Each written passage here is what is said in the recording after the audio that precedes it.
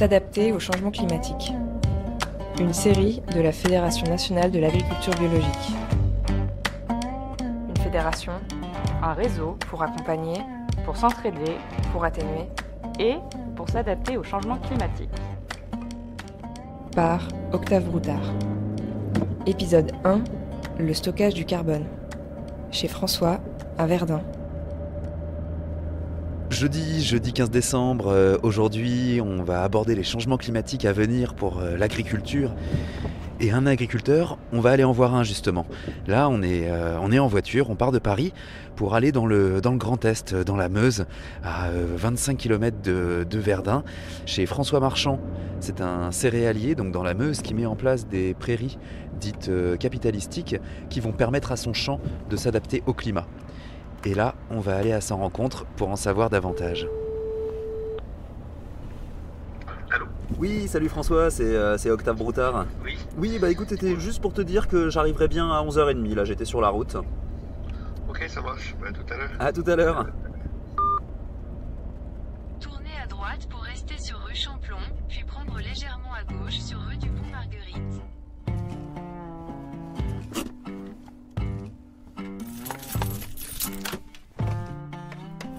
Salut. Bah oui, très bien, ouais. Et tu as la carte quoi. Bah oui, tout déneigé, pas de problème.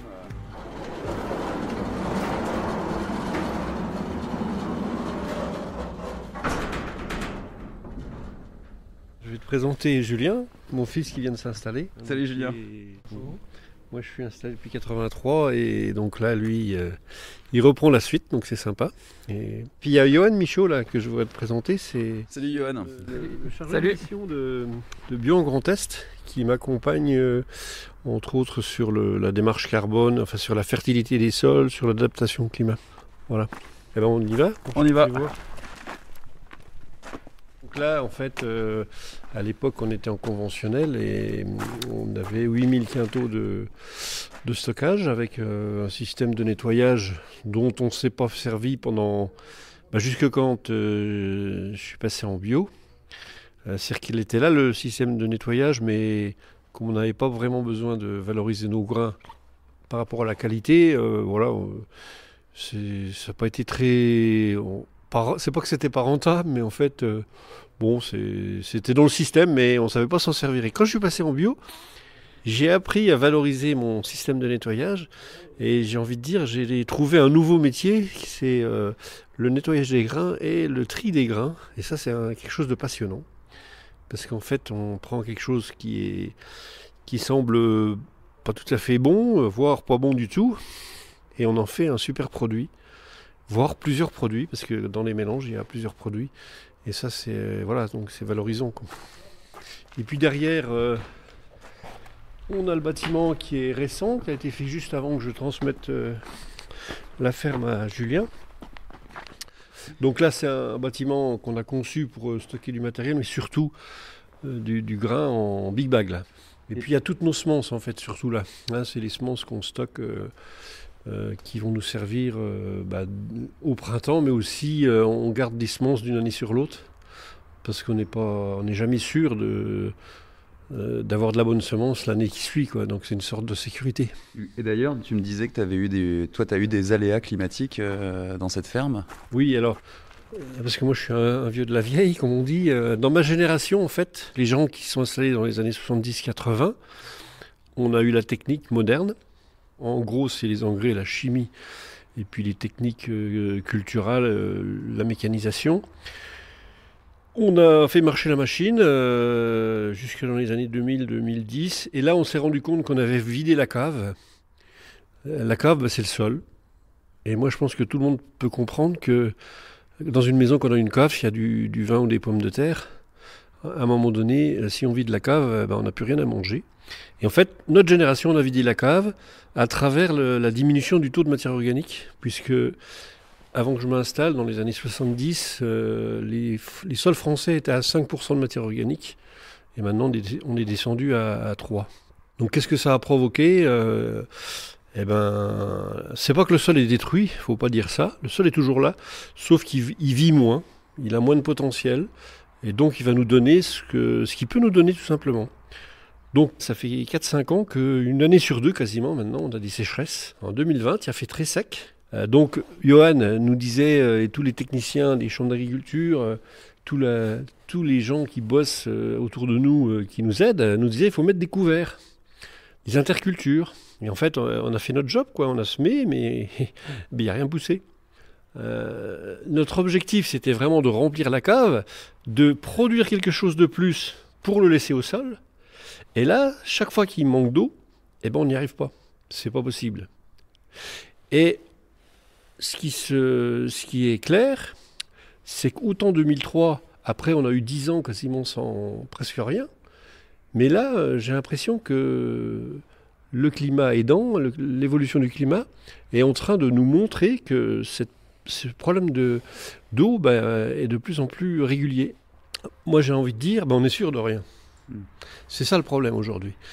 Alors que dans le début de ma carrière, entre les années, il y avait des différences, mais pas autant de différences. On pouvait se fier aux saisons, alors que voilà, maintenant... Voilà, on pouvait se fier aux saisons, et des fois, quand on n'avait pas d'eau, mais ça durait 15 jours, 3 semaines. Mais là, des fois, c'est trop, j'ai envie de dire, c'est pendant 3 mois, on n'a pas d'eau. Et ça, c'est compliqué. Je pense que si on reconstruit nos sols, si on remplit la cave, nos sols vont être beaucoup plus résistants. Déjà, l'hiver, ils vont être capables de capter l'eau. Et l'été, vu qu'il y a beaucoup plus de matière organique, la structuration plus forte, il y aura une meilleure résilience par rapport à ces aléas.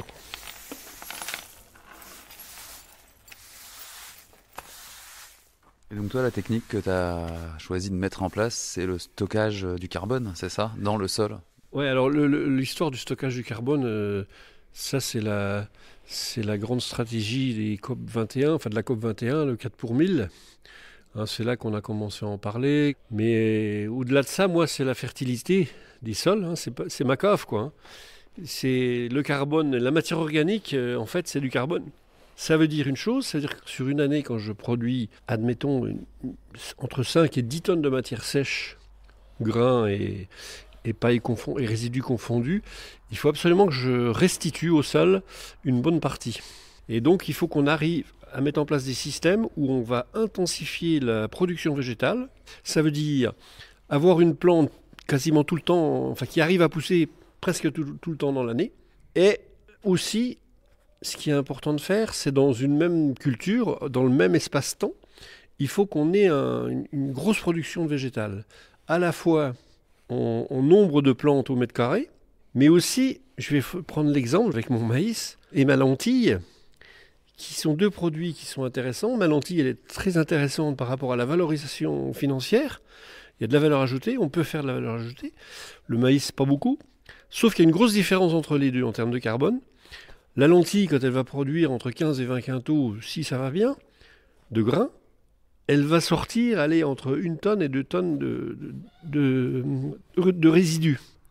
Alors que le maïs, si on fait entre 40 et 50 quintaux de grains, on va sortir entre 40 et 60 quintaux de résidus. Et ça ferait une vraie différence. Donc il faut prendre toutes les cultures les unes par rapport aux autres et mettre en place des systèmes où, plutôt que de prendre un blé qui a une paille qui n'est pas très haute, il faut prendre un blé qui va faire son job en termes de grains, mais surtout qui va produire une grande tige, des grandes feuilles. Et du coup, pour mettre en place ce système, tu es notamment accompagné par Johan qui est là avec nous.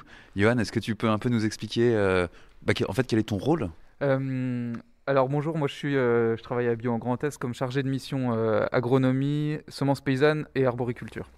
Et du coup, dans le cadre, avec François, là, ce que je fais, c'est de l'accompagnement. Alors au départ, c'était sur un projet qu'on a appelé Sol Bioclimat, qui était en lien avec tous les collègues de la FNAP, donc nationale. C'était un projet avec 6 parcelles dans 6 départements différents sur les pratiques de stockage du carbone. Et dans ce cadre-là, donc on a commencé ce projet en 2019. On avait un financement national et ça a surtout servi à la fois à se former en tant que technicien et puis à former les agriculteurs aussi sur ces pratiques. L'idée, c'était... on sait que la situation elle est grave au niveau du réchauffement climatique. Les pratiques à mettre en place, on les connaît déjà.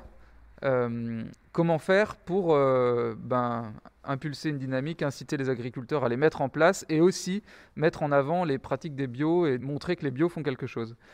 On a choisi d'aller donc sur les grandes cultures parce que les grandes cultures, avec la viticulture, c'est là où il y a le plus de potentiel de progrès, où on peut vraiment...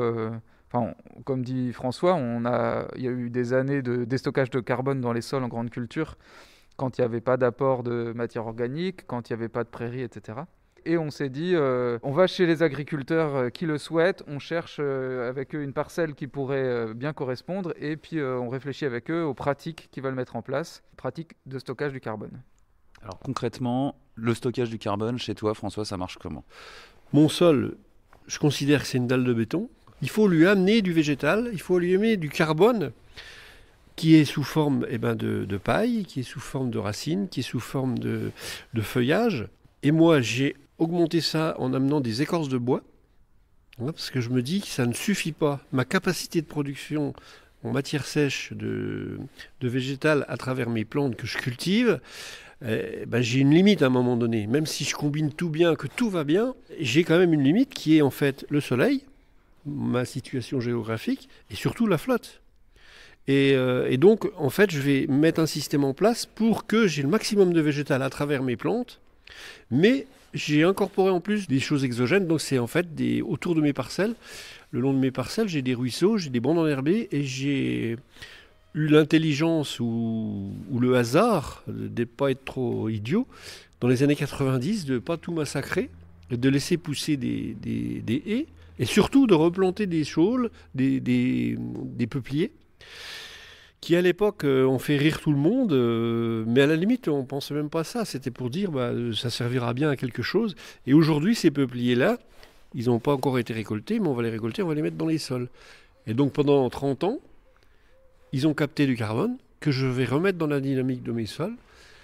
Et voilà, donc je prends un exemple. Donc jusque maintenant, j'ai utilisé les saules qui étaient dans ces linéaires. On les récolte chaque année, on fait un gros tas et on fait venir une machine. Et elle nous fait des petites plaquettes. Et puis hop, on balance ça dans les sols. Et les bactéries, les champignons, les asticots, enfin tout ce qu'il y a dans le sol s'amuse à vivre avec ça. Et en fait, il y a une vraie vie du sol qui démarre avec ça. Exactement comme la dalle de béton. Et faites le test. Vous verrez que même sur une dalle de béton, on peut faire pousser des choses. C'est qu'une question d'alimenter en carbone et de laisser le temps.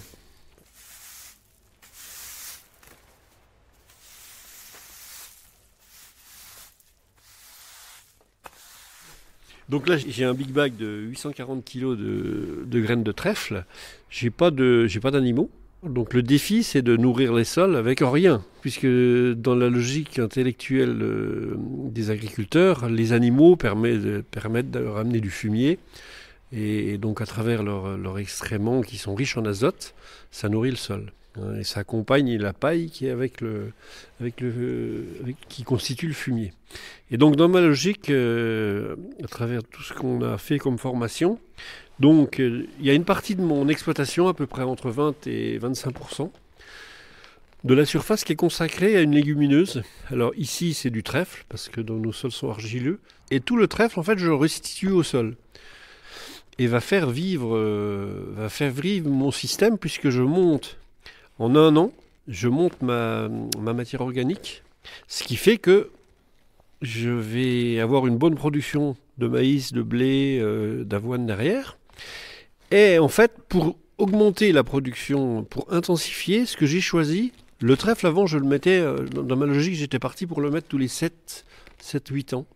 En fait, je vais raccourcir ce temps et je vais le ramener plutôt vers 4-5 ans. Je vais essayer de gratter 2-3 ans de façon à intensifier, c'est-à-dire que je vais peut-être supprimer des cultures qui sont, comme on dit, en bout de rotation, pour revenir plus vite avec le trèfle, de façon à remonter plus vite, renourrir le sol. C'est-à-dire que mon trèfle ne sert qu'à nourrir le sol et non pas les vaches. C'est ça qui est important de comprendre. Et c'est clair que je le vois, derrière les trèfles, j'ai des maïs qui sont super, j'ai des blés qui sont super, sans rien faire, quoi. Enfin, sans rien faire, j'ai fait avant, mais sans rien amener. Et ce que je voudrais dire par là, c'est que le stockage du carbone, il faut que je mette ma main à la poche. C'est clair, parce que ce que je ne vends pas, mon trèfle que je ne vends pas, je le mets dans mon sol, c'est une capitalisation que je vais retrouver dans demain, mais le demain, il n'est pas demain matin, il est peut-être dans 2, 3, 4 ans. Je veux dire, il faut que je remonte mon taux de matière organique, et ça coûte de l'argent. C'est un peu la limite. Comme tout capital, ça nécessite un investissement Voilà. au préalable. Voilà, en fait, il y a une notion d'investissement, quoi. Quand j'explique ça à des agriculteurs, mes collègues, ils disent « Oui, mais comment tu fais ? Ça coûte cher. » Mais de toute façon, si on veut augmenter les teneurs en carbone des sols en termes de matière organique, ça va coûter. C'est inévitable. Il ne faut pas penser que ça va venir tout seul. Il y a forcément une notion d'investissement. Et il faut en prendre conscience.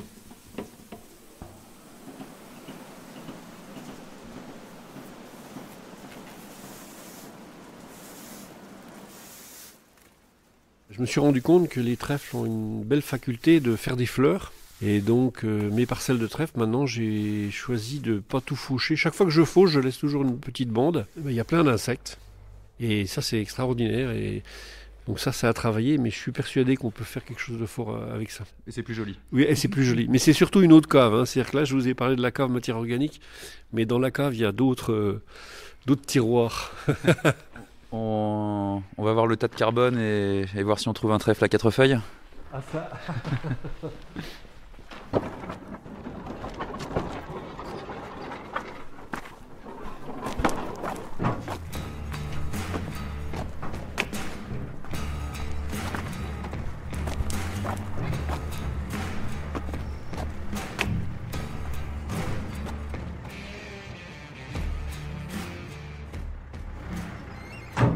Alors, on arrive au bout du chemin. On va passer au côté de la route.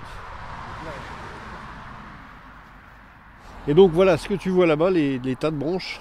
C'est un tas de branches qui fait combien de mètres de hauteur là quand même? Là, il y a 4-5 mètres de haut sur 40 mètres de long. C'est des troncs en fait, on prend les arbres entiers et puis on vient béner ça. On va béner là. Et une autre adaptation aussi que j'ai faite en termes de réflexion et puis d'évolution, c'est qu'on était habitué à travailler les sols assez profonds. En fait, quand je me suis installé dans les années 80, c'était le début des tracteurs 4 roues motrices, mais aussi des tracteurs de grosse puissance. Et on a commencé à travailler nos sols plus profonds et surtout plus souvent. Et ça a contribué à vider la cave.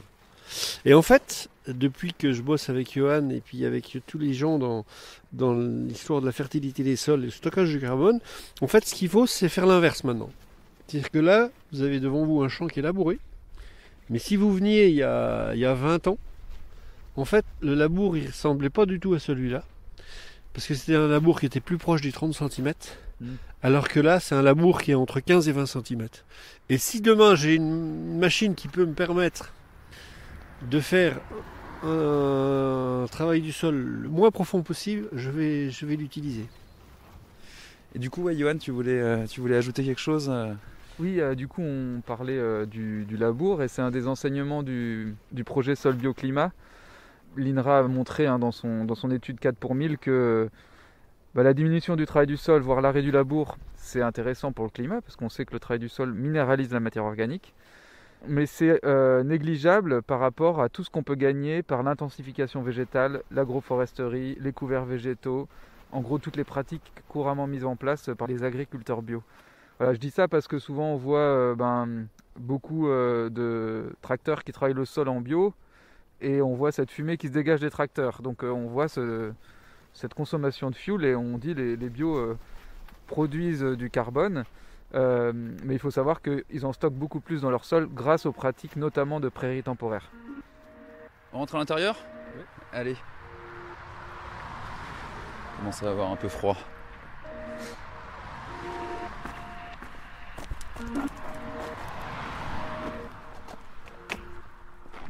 Hop. On arrive dans la maison.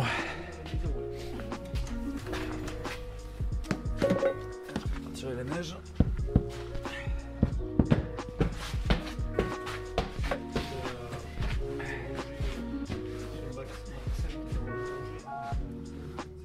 On va faire un truc qu'on n'a pas encore fait. C'est est-ce que tu veux bien te présenter au micro?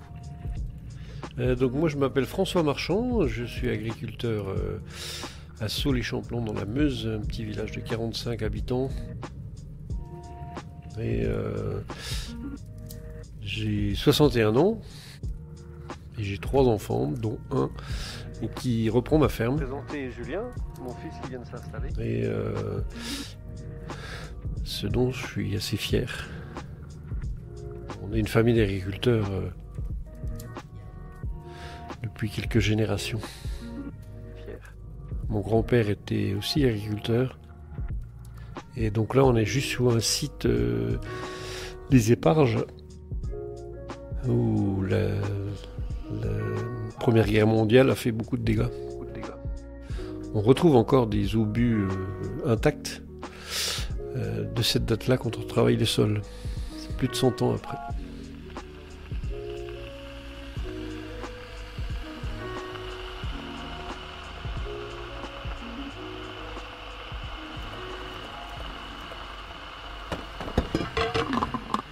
Et du coup, je voulais qu'on revienne un petit peu sur, sur le stockage du carbone et peut-être d'expliquer en quoi c'est à la fois une mesure d'adaptation et une mesure d'atténuation. Est-ce que peut-être toi, Johan, tu es peut-être plus à même déjà de nous donner une définition de l'adaptation et de l'atténuation et nous expliquer en quoi le stockage du carbone répond à ces deux composants. Oui, alors on va commencer par l'adaptation parce que c'est un peu peut-être le plus logique. On a un changement climatique. Donc les agriculteurs voient par exemple des sols plus chauds, plus secs en été. On sait qu'on aura des hivers moins froids. Donc il faut adapter ses pratiques agricoles. Ça veut dire adapter ses dates de semis, adapter son travail du sol, adapter tout. Et notamment parfois en diversifiant, parce que ça s'appelle ne pas mettre tous ses œufs dans le même panier. S'il y a des accidents climatiques, la diversification peut permettre de gérer ça. Donc ça c'est l'adaptation. Alors on le retrouve chez les éleveurs aussi, avec un manque de fourrage. Donc certains éleveurs vont diminuer la taille du troupeau. Et puis chez les céréaliers, là par exemple chez François, peut-être le fait d'augmenter la proportion de prairies temporaires. Finalement c'est des moments où on a moins de risques climatiques sur la prairie. Ça correspond à une certaine adaptation. Et l'autre pendant du changement climatique, c'est l'atténuation. Et donc là, c'est de dire le mal est déjà fait, mais pas complètement. Et on peut encore diminuer le problème du changement climatique en diminuant nos émissions de gaz à effet de serre. Donc il y a deux composantes. Diminuer les émissions de gaz à effet de serre et stocker une partie de ce qui a été émis. Et donc là, c'est toute l'idée qu'il y a derrière le 4 pour 1000. L'idée de dire si on augmente de 4 pour 1000 les stocks de carbone dans les sols mondiaux, on va restocker une partie des gaz à effet de serre émis dans l'atmosphère. Et entre l'adaptation et l'atténuation, il y a un autre donné aussi, c'est tout simplement le résultat, et le résultat économique peut-être. Est-ce que tu peux nous dresser une sorte de bilan, François, de tes résultats économiques à partir de ce stockage du carbone ?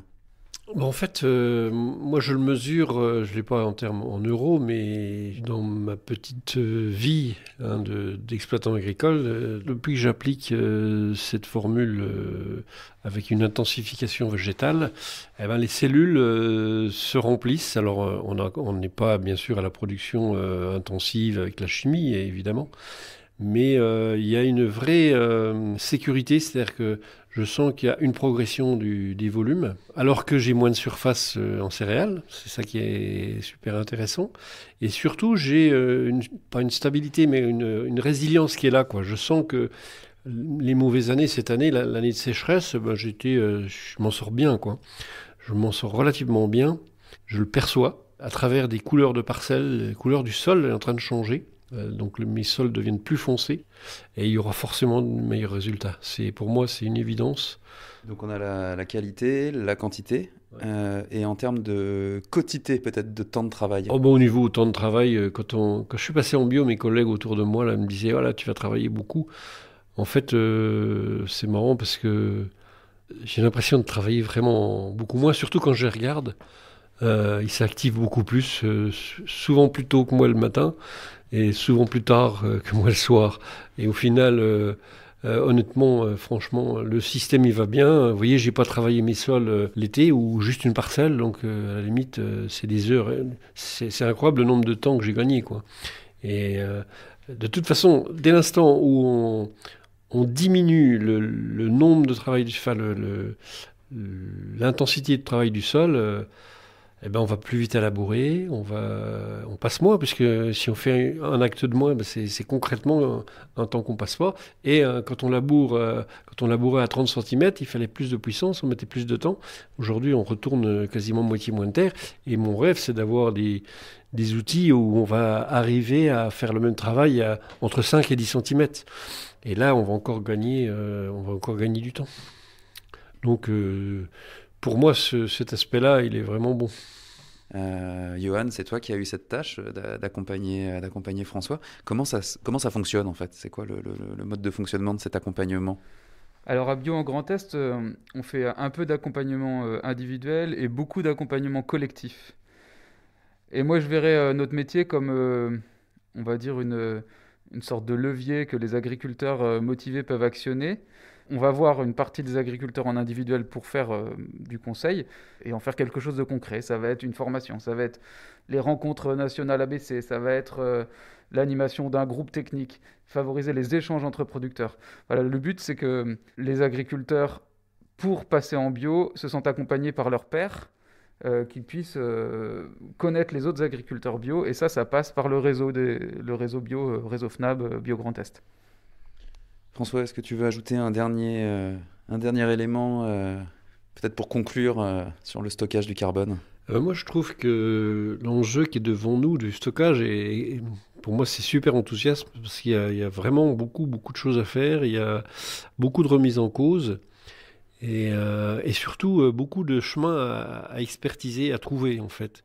C'est-à-dire qu'on a vraiment devant nous des évolutions potentielles énormes à travers la connaissance des sols. Il faut travailler sur la connaissance des sols, la connaissance des plantes. Je me dis qu'aujourd'hui, je repartirai bien à 20 ans. Par rapport à ce qu'il y a devant nous, là, c'est extraordinaire, c'est très enthousiasmant, en fait. Et voilà, moi je pense qu'il ne faut pas avoir peur. Il faut s'enthousiasmer du défi. Parce que quand il y a défi, la vie est plus belle quand on se bat pour quelque chose, une vraie cause. Et là, il y a une vraie cause et il faut qu'on emmène du monde avec nous.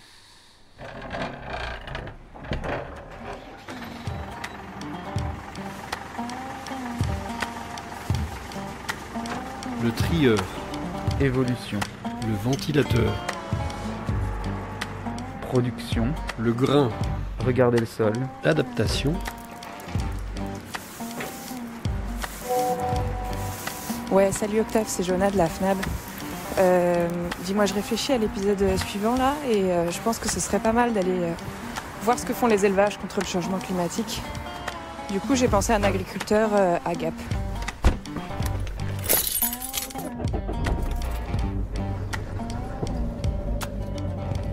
S'adapter au changement climatique.